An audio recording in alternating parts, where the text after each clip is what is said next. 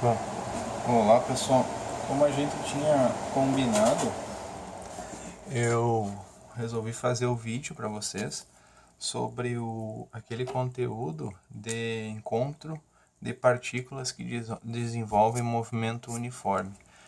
Eu sei que o movimento uniforme ele é um pouco meio simples demais, né? E até a natureza ela não apresenta para nós assim explicitamente em várias situações movimentos uniformes, mas ele tem toda a base teórica necessária para que a gente desenvolva movimentos mais complexos sem a complexidade matemática que esses outros movimentos requerem.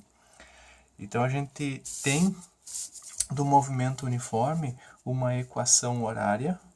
Essa equação horária a gente começa escrevendo ela como um S, função de tempo, o S é a posição, e essa posição ela vai depender desse tempo. À medida que esse tempo for passando, essa posição vai sendo alterada, e a relação dessa posição com o tempo ocorre através de uma equação posição inicial mais velocidade vezes o tempo. Essa equação aqui, ela só serve para movimento uniforme. Se tu tiver um movimento mais complexo, um movimento em que a velocidade varia, essa equação não pode ser mais utilizada. O que a gente tem aqui? A gente tem esse SI, que a gente chama de posição inicial, é a posição que o móvel ocupa quando tu começa a fazer a descrição científica do que tu está vendo. Então, geralmente é a hora que a gente zera o nosso cronômetro. Aqui tem um V, que é a velocidade. Nesse caso que a gente está estudando, essa velocidade precisa ser necessariamente constante. Então, aqui é uma velocidade que não pode variar, nem em valor, nem em direção. Não pode ter troca de direção, senão essa equaçãozinha aqui já não funciona mais. E o último aqui a gente tem o nosso tempo. Para fazer estudo de encontro, fazer a condição de encontro de móveis, a gente tem que pensar o seguinte: para vocês encontrarem alguém ou para vocês encontrarem alguma coisa, vocês precisam ter a mesma posição que essa coisa ou que esse alguém que vocês querem encontrar. Então, eu preciso primeiro que os dois corpos que vão ser analisados, eles executem movimentos uniformes. Porque se eles não executarem movimentos uniformes, a gente não vai ter as equações para os dois corpos. Então, eu vou chamar o primeiro corpo de corpo 1, e esse corpo 1, ele possui uma equação de movimento que é uma equação de movimento uniforme. S1 é igual a SI mais VT. O outro corpo, o corpo 2, ele também vai possuir uma mesma estrutura de equação de movimento, SI mais VT. Claro que o SI do 1 é provavelmente diferente do SI do 2, a velocidade do 1 diferente da velocidade do 2. Mas para que tu imponha um encontro entre o corpo 1 e o corpo 2, para tu entender se esse encontro vai acontecer ou não, tu escreve que a posição do 1 tem que ser igual à posição do 2 para um determinado valor de tempo, porque tu precisa estar na mesma posição e ao mesmo tempo, né? Não adianta tu combinar com alguém, quero te encontrar na porta do cinema. Não adianta tu só estar na porta do cinema. Tu precisa estar na porta do cinema ao mesmo tempo que a outra pessoa também está na porta do cinema. Então vocês precisam que o tempo de vocês também seja o mesmo. Quando vocês substituírem as equações horárias de S1 e S2, vocês vão ter, na verdade, uma única equação com uma incógnita t. E essa incógnita t, ela nada mais é do que o tempo de encontro. Tá? O tempo que vai levar para o encontro dessas duas partículas ou desses dois móveis acontecer. Se esse tempo for negativo, significa que o encontro não vai acontecer. Aí tem gente que diz assim, não, se o tempo é negativo, significa que o encontro já aconteceu. Não, não é isso, porque um tempo negativo significa um momento antes de tu começar a observar. E um momento antes de tu começar a observar, tu não sabia se o corpo executava movimento com velocidade constante. Então, para tempos anteriores àquele tempo de observação, tu não pode fazer nenhum tipo de afirmação.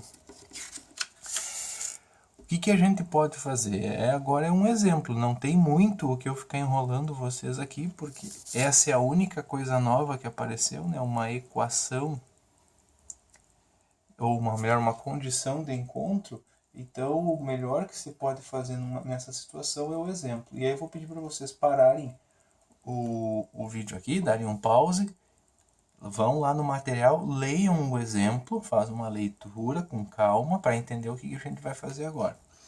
O exemplo diz o seguinte, que quando você observa na mesa da sua casa, nota duas formigas caminhando em linha reta na mesma direção. Então eu vou fazer aqui duas bolinhas que representam as duas formigas, elas estão andando em linha reta e estão na mesma direção. Então aqui é a direção do movimento dessas formigas. Tu vai aproximar uma fita métrica para criar um referencial, né? Porque senão tu não consegue localizar esses corpos. Para te conseguir localizar esses corpos, tu precisa de um referencial. Então tu vai aproximar uma fita métrica aqui. E essa fita métrica vai indicar uma posição 45 centímetros para a primeira formiga e uma posição de 63 centímetros para a segunda formiga. Então essas são as posições iniciais da formiga 1 e da formiga 2. Além disso, ele fala que a formiga que está atrás, ela está com velocidade de 3 metros por segundo, então em cima da setinha da velocidade eu vou botar o valor, 3,0 metros, não, é centímetros por segundo, e a que está na frente é 1,5 centímetros por segundo. Então essa aqui é a velocidade da formiga 1 e a 1,5 centímetros por segundo é a velocidade da formiga 2. O que a gente precisa fazer agora? Montar a equação de movimento desse corpo e depois montar a equação de movimento desse corpo. Como ela executa movimentos com velocidade constante, a equação horária é aquela equaçãozinha simples. SI mais velocidade vezes o tempo. A posição inicial, a gente não tem dúvida que é 45. E a velocidade, se vocês observarem, eu coloquei ela alinhada para onde cresce o meu referencial. Então é uma velocidade positiva. O 3 que aparece aqui, ele é positivo e acompanha o tempo. Para a formiga 2 vai ser a mesma coisa. SI mais velocidade vezes o tempo. Então o S2 vai ser 63, que é a posição. Também a velocidade apontando na mesma direção que o referencial cresce. 1,5 tempo. O que precisa fazer agora? Precisa fazer a condição de encontro, né? Ver se essas duas formigas elas vão ou não vão se encontrar. Então a gente vai impor a condição de encontro, essa condição, sobre essas equações. Eu vou testar se existe algum tempo para o qual o S1 é igual ao S2. Eu vou trocar o S1 aqui, 45 mais 3t. Vou trocar o S2, 63 mais 1,5t. Percebam que vocês têm uma equação, tem sinalzinho de igual, e que aqui estão os termos que carregam a incógnita t. Eu vou já jogar esses termos para a minha esquerda e jogar os termos que não tem o tempo para a direita. O 3t fica onde está, o 1,5t que está somando passa para o outro lado subtraindo, então fica menos 1,5t. O 63 fica onde está, e o 45 que está somando passa para o outro lado subtraindo. 3t menos 1,5t fica 1,5t, e 63 menos o 45 que eu tenho que fazer dá 18, se eu não me engano dá 18 isso aqui, né? 18, então aqui vai dar 18. E agora o 1,5 que está multiplicando, passa lá para lá dividindo, tempo vai ser 18 dividido por 1,5, e isso aqui, se eu não me engano, dá 12 unidades de tempo segundos. As nossas contas indicam que essas formigas de fato vão se encontrar e que esse encontro vai acontecer 12 segundos após o início da observação. Se tu quiser saber aonde vai acontecer esse encontro, que também é interessante, né? Aonde nesse referencial vai acontecer o encontro, tu vai fazer o quê? Tu vai pegar esse tempo 12 e vai substituir nas duas equações de movimento. Como é uma condição de encontro, significa que as duas equações de movimento têm que gerar o mesmo valor para esse tempo. Então é como se fosse até um teste para ver se tu acertou. O S1 calculado em 12, ele é 45 mais 3 vezes 12. E o S2 calculado em 12, ele é 63 mais 1,5 vezes 12. Então, esse de cima aqui, ele vai gerar para mim 45 mais 36. Então, isso aqui vai dar 81 centímetros. E esse aqui, 63 mais 18, que também dá 81 centímetros. Percebam que as duas formigas estão na mesma posição após 12 segundos. Então, elas vão se encontrar. O que pode ser diferente nos outros problemas ou nos outros exercícios? A única diferença significativa que a gente pode ter na formulação do problema é que, ao invés do problema dizer para ti, a formiga 1 está em tal lugar e a formiga 2 está em tal lugar, ele pode, por exemplo, dizer o seguinte: a formiga 1 ela está 20 centímetros atrás da formiga 2. Então aqui vocês têm a formiga 1, aqui vocês têm a formiga 2, e a única informação que ele diz é que a formiga 1 está 20 centímetros atrás da formiga 2. Então ele não está te dizendo qual é a posição da 1 ou qual é a posição da 2. Tu vai ter que chegar aqui e vai ter que colocar o teu referencial. Tá? Quando tu colocar o teu referencial, tá? Vamos supor aqui que a diferença seja 20, tá? Esqueça um pouco a distância aparente aqui em relação à distância que realmente é dos pontos. Então, olhem só, vocês têm uma escolha aqui.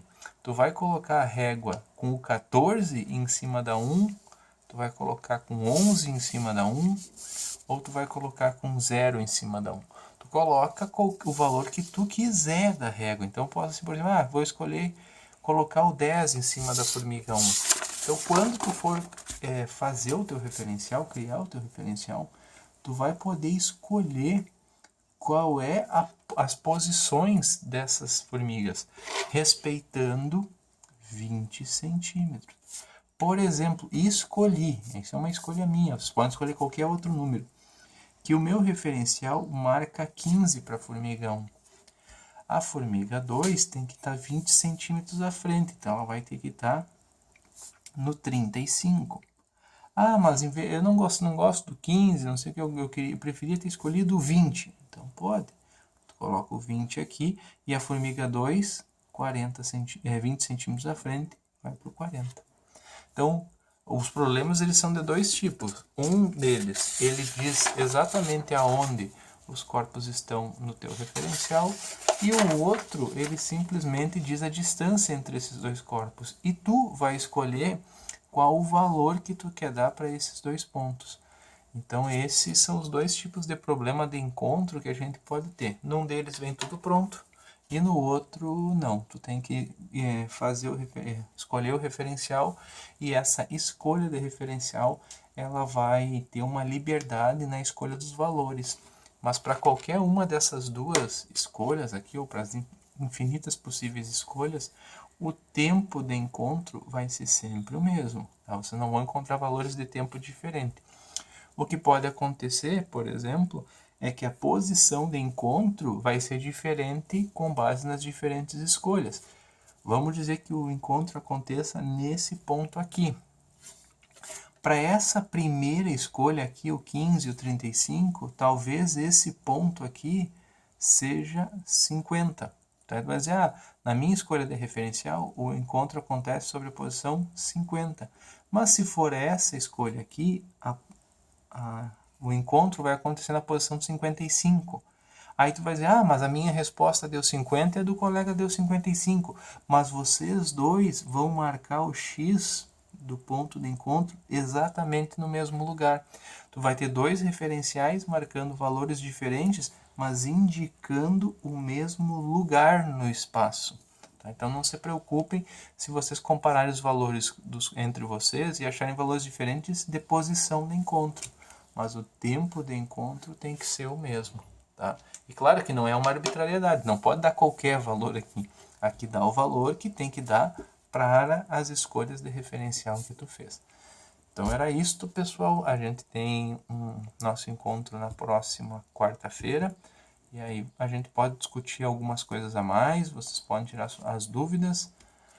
Até mais!